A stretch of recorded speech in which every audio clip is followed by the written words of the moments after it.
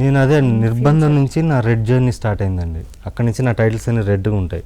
దాని ముందు 3 సినిమాలు తీశాను. నేను చందమామ కథలు తీసుకుని నా ఇమాజినేషన్ నుంచి రాసేవాడిని.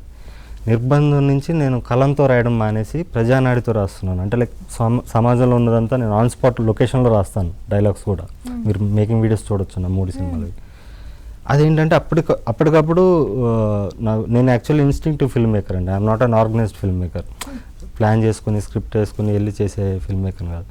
సో అక్కడి నుంచి నాకు అర్థమైంది ఏంటంటే, నాకు సమాజం కన్నా పెద్ద కంటెంట్ ఏముంది, మనం ఇమాజిన్ చేస్తున్నాం. ఇప్పుడు కూడా చందమామ కథలే, నేను తీసినవి కూడా చందమామ కథలే, కానీ దాంట్లో సమాజానికి పనికొచ్చేది, సమాజంలో ఉన్నది, ఆ రియలిజం దగ్గరగా ఉండే ఎలిమెంట్స్ ఉంటాయి. సో ఇన్ ఫ్యూచర్ కూడా అలాగే చేయాలనుకుంటున్నాను. యా, అంటే సొసైటీలో ఉన్న ఇష్యూస్నే రేస్ చేద్దాం అనుకుంటున్నాను. ఏదో విధంగా, అంటే కమర్షియల్గా దాన్ని కూడా ఇప్పుడు మనం కూర్చోబెట్టి క్లాసులు వ్యక్తి ఎవడు చూడండి, మన సినిమాటిక్గా వాళ్ళకి అర్థమయ్యే భాషలో చెప్తే రీచ్ అవుతుంది. నాకు అలా అన్నీ అది అపరిచితుడు అని ఒక సినిమా ఉందండి, శంకర్ గారు తీసిన సినిమా. అది నాకు చాలా ఇష్టం. అంటే నాకు అప్పటి వరకు నేను ఈ అవినీతి మీద వాటి మీద సినిమాలు చూశాను, కానీ దాంట్లో గ్రౌండ్ లెవెల్ నుంచి ఆయన చూపించాడు. ఒక కేబుల్ వైర్ తెగిపోతే ఒక షాప్కి వెళ్తే అక్కడి నుంచి ఫ్యాక్టరీ వరకు ఎలా వెళ్ళింది ఇష్యూ, అది చూపించాడు. లేకపోతే కరెంట్ షాక్ కుట్టి వాటర్లో కరెంట్ వైర్ తెగి వాటర్లో పడుతుంది. కరెంట్ షాక్ కుట్టి హీరో చెల్లి చచ్చిపోయిందని చెప్పడాన్ని ఒక కప్ప ఒక రాయి మించి ఇలా దూకుతుందండి, స్లో మోషన్లో దూకాక చచ్చిపోద్ది. సో అలా నాకు అలాంటి ఎలిమెంట్స్ చాలా ఇన్స్పైర్ అయ్యాను. శంకర్ గారి సినిమాలు అంటే కూడా నాకు చాలా ఇష్టం.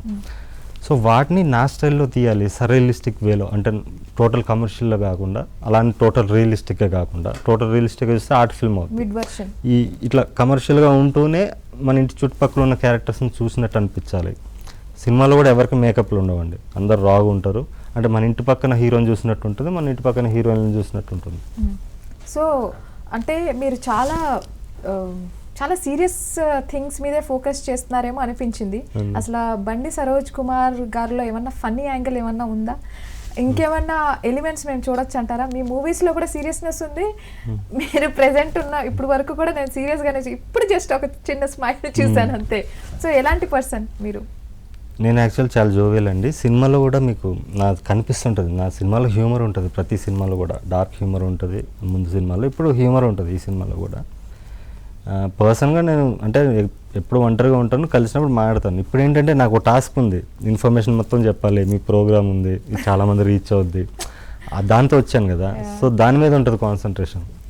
అంటే మీ గురించి కొన్ని విన్నాం కూడా, మీతో వర్క్ చేసిన వాళ్ళు చాలా స్పాంటేనిటీ అనమాట. స్పాట్లో వస్తారు, స్ట్రిక్ట్గా ఫాలో అయిపోతారు, ఇది చేయాలి అది చేయాలంటే చూడగానే మీరు మొత్తం అజ్యూమ్ చేసేస్తారు, ఇది అది అని టక్ టక్ టక్ అని ప్లాన్ చేసేస్తూ ఉంటారని విన్నాము. మరి అసలు ఏంటది, దాని గురించి తెలుసుకోవాలి. సెట్స్ అంటే అది నేను ఎక్కువ ఇమాజినేషన్లో ఉంటానండి, ఒంటరిగా ఎక్కువ గడుపుతాను, మనుషులతో తిరగను. సో నేను ఒక్కనే ఇమాజిన్ చేసుకుంటాను. అక్కడికి స్పాట్కి వెళ్ళి నేను రాస్తున్నా అంటే దాని కింద ఇంత గ్రౌండ్ వర్క్ ఉంటుంది. సో నేను ఇప్పుడు సోషల్ మీడియా ఫాలో అవుతాను, ఎందుకంటే సోషల్ మీడియా అనేది మన శాంపిల్, సమాజం శాంపిల్. అది ఇప్పుడు ఎలా ఉంది అంటే ప్రతి ఎక్స్ప్రెసివ్ పర్సన్ అక్కడికి వచ్చి ఎక్స్ప్రెస్ చేస్తున్నాడు కదా, మనకు అది శాంపిల్. ఇప్పుడు సమాజం ఎలా ఉంది, ఎవరు ఎలా ఆలోచిస్తున్నారు, ఏమైనా ఇన్సిడెంట్ జరిగితే 2 సైడ్లు ఉంటున్నాయి, అవి ఎలా ఆలోచిస్తున్నారు అని వాళ్ళ మెజారిటీ ఆఫ్ పీపుల్ ఆలోచన ఎలా ఉంది, ఒక్కోసారి మైనారిటీ కూడా కరెక్ట్ అవ్వచ్చు. సో అలా కొన్ని ఆస్పెక్ట్స్ని అక్కడి నుంచి డెవలప్ చేసుకుంటానండి.